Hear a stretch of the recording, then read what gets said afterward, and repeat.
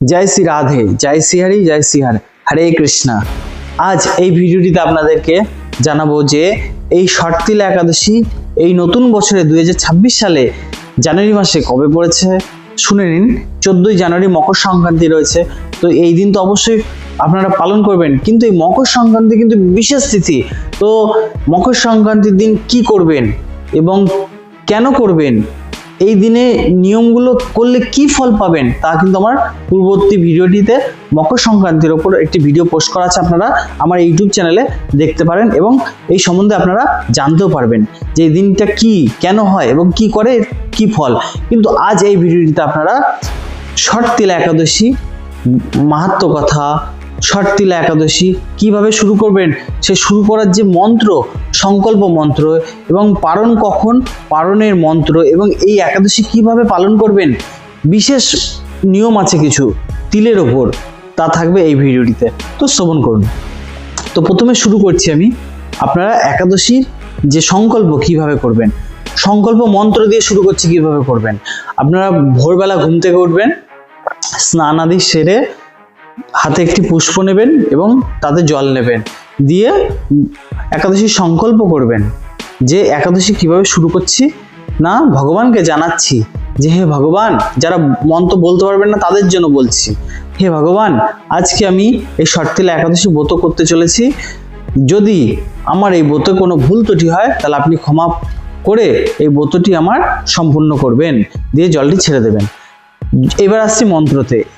এটা ছিল আপনার মনের ভক্তি, যে মন্ত্র বলতে পারছে না মনের ভক্তি দিয়ে ভগবানকে ডাকছে সে এইভাবে ডাকবেন এবং যে মন্ত্র বলবেন, হাতে জল আর পুষ্প নিলেন, বলবেন ওম একাদশং নিরাহারা স্থিতা অহম অপরাহ্নি ভক্ষামি পুণ্ডরীকাক্ষং শরণং মে ভবচ্যুত, এই বলিয়া জলটি মাটিতে ছেড়ে দেবেন। এই হলো আপনার সংকল্প, অর্থাৎ আপনি একাদশী শুরু করলেন। এইবার একাদশী তাহলে কবে পড়েছে? একাদশী পড়েছে 14ই জানুয়ারি বুধবার, ঠিক আছে? এই দিন আপনারা ষটতিলা একাদশী করছেন। এইবার একাদশী পালন কবে করবেন? তার মানে পালন আপনারা পরের দিনই করবেন, অর্থাৎ 15ই জানুয়ারি এবং মাঘ মাসের 1 তারিখ। দেখুন, মাঘ মাসের 1 তারিখ হচ্ছে পরের দিন, অর্থাৎ পালন করবেন সকাল 10টার মধ্যে। তাহলে আমার আগের দিন একাদশী পড়ছে, মানে আজকে কি হচ্ছে? পৌষ সংক্রান্তি, যাকে মকর সংক্রান্তি বলা হয়। এই দিন কিন্তু খুব বিশেষ দিন। এই দিনটার কথাটা কিছুটা বলে তারপর আমি আবার একাদশী কথায় বলছি, শুনুন। যদি আমি আপনারা এর আগের ভিডিও মকর সংক্রান্তির উপর দিয়েছি, মানে পৌষ সংক্রান্তির উপর আপনাদেরকে বলেছি, সেখানেও আপনারা জানতে পারবেন। তা সেই প্রসঙ্গ বাদ দিয়ে আমি কিছু কথা বলছি যে এই দিন গঙ্গাসাগরের কিন্তু মেলা আছে। আজ গঙ্গা দেবীর আবির্ভাব উপলক্ষে গঙ্গাসাগরের সঙ্গমে স্নান আদি এবং কপিল মুনির আশ্রম কিন্তু এই দিনে আপনারা দর্শন লাভ করতে পারবেন। আজ গঙ্গাসাগরেরও মেলা আছে। তো এইকে মকর আদি স্নানও বুঝতে পারলেন যে আজকের দিনটি কতটা ভাইটাল। এবার পারণ যে করবেন, পারণের কিছু মন্ত্র আর পারণের নিয়মটা জানুন। পারণ আপনারা সকাল 10টার মধ্যে করছেন। তো পারণ করার সময় এই দিন কিন্তু খিচুড়ি ভগবানকে ভোগ দিয়ে পালন করতে হয়, অথবা আমি আগেই বলেছি যে সংক্রান্তির দিন, অর্থাৎ মকর সংক্রান্তির দিন কিন্তু খিচুড়ি ভগবানকে দান করা, মানে রান্না করে দেওয়া, তারপরে লোককে খিচুড়ি দানের কিন্তু সংক্রান্তির দিনে, মকর সংক্রান্তির দিন অর্থাৎ একাদশীর দিনে খুব ভাইটাল। তো আপনারা যদি এই দিন একাদশীর দিনে খিচুড়ি রান্না করে ভগবানকে সেবা দেন, আর সেই খিচুড়ি যদি আপনারা পরের দিন অর্থাৎ পারণের দিন যদি খিচুড়ি খেয়ে পালন করেন, তাহলে তো অতি উত্তম। আর যদি না করতে পারেন, খুব ভোরবেলা উঠে, ওই জন্য ভগবান আপনাদের টাইম দিয়েছে সকাল 10টা পর্যন্ত, তো ভোরবেলা উঠে স্নানাদি সেরে তাতে একটু খিচুড়ি রান্না করে ভগবানকে ভোগ দেবেন, দিয়ে সেই খিচুড়ি পালন করবেন। খিচুড়ি পালনে আর খুব মহিমা রয়েছে এই দিন। তো সকাল 10টার মধ্যে আপনারা পালন করবেন, অথবা যদি একান্ত নাই করতে পারেন তখন কি করবেন, যে পঞ্চদানা শস্য একাদশীর দিনে খেতে নেই, সেই পঞ্চদানা শস্যের মধ্যে কিছু ভগবানকে নিবেদন করবেন, করে হাতে নিয়ে বলবেন তব প্রসাদ শিকারাত কীতং জং পারণং ময়া ব্রতে নানেন সন্তুষ্ট স্বস্তি ভক্তিং প্রযোচ্ছমে, ইহা বলি আপনারা সেই প্রসাদ গ্রহণ করবেন, তাতেও আপনাদের পারণ সম্পূর্ণ হবে। তাহলে বুঝতে পারলেন। এইভাবে আপনারা একাদশী সংকল্প করে শুরু করলেন এবং একাদশী পালন করে শেষ করলেন। তো এইবার একাদশীর যে নিয়মগুলো সেটা একটু শুনুন। যেহেতু এটা শর্তিলা একাদশী, সমস্ত একাদশী ব্রততে কিন্তু পঞ্চদানা শস্য খাওয়া নিষেধ, অর্থাৎ ধান থেকে তৈরি যেই বস্তু, গম থেকে তৈরি যেই বস্তু, তিল থেকে তৈরি কিন্তু যেই বস্তু, অর্থাৎ তিলের তেল, তিল এবং তিলের নাড়ু কিন্তু সমস্ত একাদশীতে বর্জিত, এবং রবি শস্য, ডাল জাতীয় শস্য সমস্ত কিছু বর্জন ছিল। কিন্তু যেহেতু এটা শর্তিলা একাদশী, এই একাদশীর কিন্তু নিয়মই এটা যে এই একাদশীতে কিন্তু আপনাকে তিল গ্রহণ করতেই হবে। তিল না গ্রহণ করলে তার মাহাত্ম্য কিন্তু হয় না। তো এই একাদশীর দিনে আপনারা কালো তিল খাবেন, এবং কালো যখন স্নান করবেন, যদি আপনারা নদ নদীতে স্নান না করতে পারেন, বাড়িতে স্নান করেন, তবে স্নানের জলের বালতিতে একটু কালো তিল মিশিয়ে দেবেন, দিয়ে স্নান করবেন। এবং এই দিনে তুলসী, শালিগ্রাম এদেরকেও কিন্তু আপনারা তিল চড়াবেন। বুঝতে পেরেছেন? এই শর্তিলা একাদশী কিন্তু এত মাহাত্ম্য এই দিন কিন্তু, আর তিলে আপনাদের এই দিন গ্রহণও করতে হয় শুধুমাত্র এই শর্তিলা একাদশীর দিন, বাকি কিন্তু কোনো একাদশীতে নয়। ওই জন্যই তো বললাম যে এই শর্তিলা একাদশীর মাহাত্ম্যটাই এটা। এবং এই শর্তিলা একাদশীর যে পারণ, সেই পারণও আপনাদের কিন্তু এই তিল দ্বারা করতে হবে। আপনারা যে খিচুড়ির কথা বললাম, খিচুড়ি রান্না করবেন, সেই খিচুড়ি কিন্তু তার মধ্যে জানি এই কলাই যেটাকে বলা হয়, সে তিল আর জানি কলাই ডাল, যেটা এই দুটো জিনিস জানি খিচুড়ির মধ্যে মাস্ট জানি থাকেই। এইটাই কিন্তু এই নিয়মগুলো কিন্তু আপনারা সব জায়গায় পাবেন না। ওই জন্য সবার কথা শুনতে হয়, কারণ সবার কাছ থেকে অনেক নতুন নতুন জিনিস জানা যায়। বুঝতে পারলেন? তো এই শর্তিলা একাদশীতে কিন্তু তিল আর কলাই ডাল এই দুটো মাস্ট খিচুড়ি যে ভগবানকে দেবেন পারণ যেদিন করবেন। তো এই দিন তাহলে তিল কিন্তু গ্রহণ করতেই হবে। তো এইভাবে কিন্তু একাদশীর নিয়মটা আপনারা পালন করলেন। তো এইভাবে একাদশী করবেন। এইবার আমি আপনাদেরকে একাদশী মাহাত্ম্য কথা বলবো। তার আগে বলছি, এই দিন কিন্তু আপনারা যেহেতু সংক্রান্তি আছে, খুব ভাইটাল দিন, আপনারা এই সংক্রান্তি যেহেতু আছে জেনে রাখুন, আজকের দিনে আপনারা যে ব্রত উপবাস করছেন, সেই ব্রত উপবাস যাই করেন, শুধু ব্রত উপবাস বলে নয়, আপনারা যদি এই দিন একমালা নাম জপও করেন, তার ফল অনন্ত গুণ হবে। ওই জন্য এই দিন ব্রত উপবাস করছেন মানে আপনাদের অতি অতি সৌভাগ্য, মানে খুব খুব বহু জন্মের কর্মের ফল আপনারা পাবেন।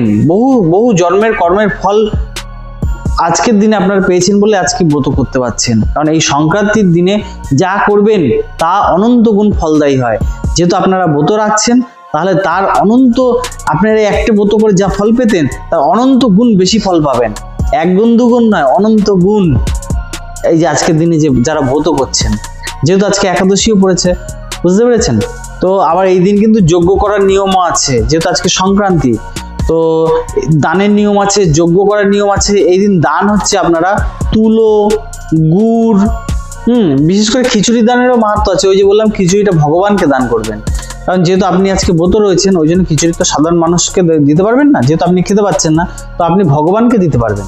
তো খিচুড়ি, গুড়, তিল গুড় এগুলো সবাইকে দিতে পারবেন। তো এইগুলো দানের কিন্তু আজকের দিনে মাহাত্ম্য রয়েছে, যেহেতু আজকে সংক্রান্তি। আর আজ ঘরদোর পরিচ্ছন্ন রাখা, এবং আপনার বাড়ি আজ গোবর দিয়ে লেপাপুছি করা। কেন করা? কারণ বললাম না, আজকে সংক্রান্তি, যা করবেন তা অনন্ত গুণ ফলদায়ী হবে। আর গোবর দিয়ে লেপাপুছি করলে কি হবে? আপনার বাস্তুতে দোষ থাকবে না, এবং দোষ যদি না থাকে আপনার বাস্তুতে কি হবে? শুভ শক্তি প্রবেশ করবে, এবং আপনি যাই করবেন তাই শুভ হবে। বুঝতে পারছেন? এই ছিল আজকে শর্তিলা একাদশী সমস্ত নিয়ম। এইবার আমি আপনাদের শর্তিলা একাদশী মাহাত্ম্য কথা শ্রবণ করাবো। তাও কি বইতে লেখা থাকবে, আমি নিজে পড়বো, এবং আপনারাও সেই লেখা দেখে দেখে পড়তেও পারবেন এবং আমার কথা শ্রবণও করতে পারবেন। তো মন দিয়ে দেখুন এবং শ্রবণ করুন। মাঘ মাসের কৃষ্ণপক্ষের শর্তিলা একাদশী।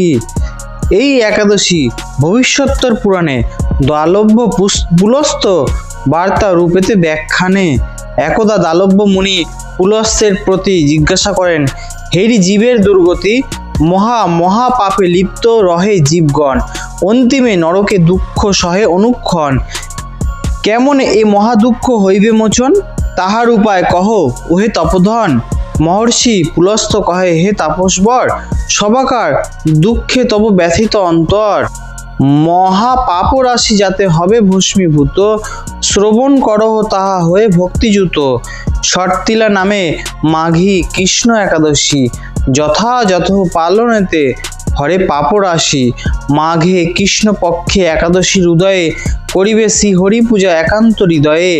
গোময় পতন্যমান হইবে যখন, ভূমি স্পর্শ পূর্বেতেই করিবে গ্রহণ।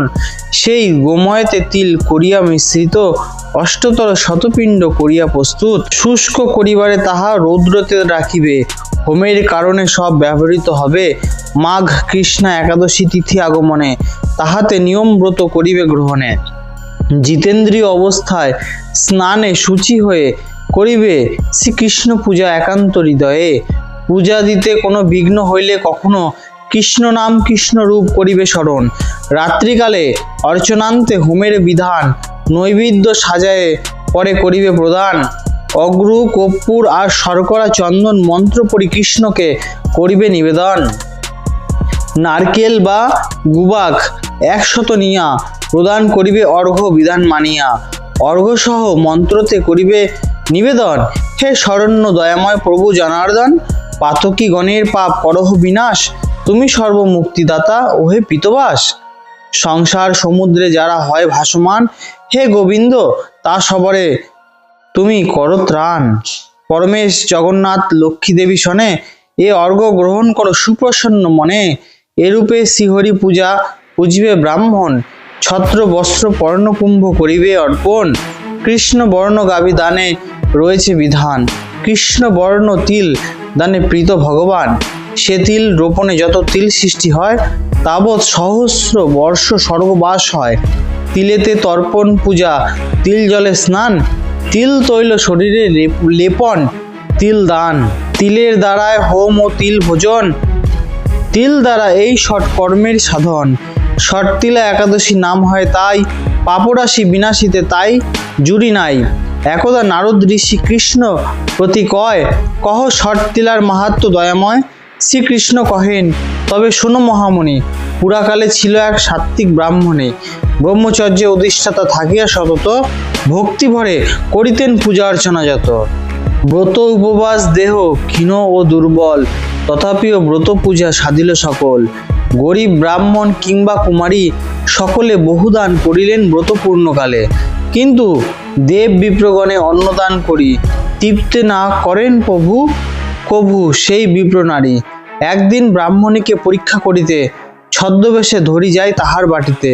ভিক্ষা পাত্র লয়ে কাপালিকের বেশেতে, ভিক্ষা চাহিলাম গিয়া তাহার গৃহেতে। ব্রাহ্মণী জিজ্ঞাসা মোরে, তুমি কোনজন? সত্য কহ কোথা হতে তব আগমন।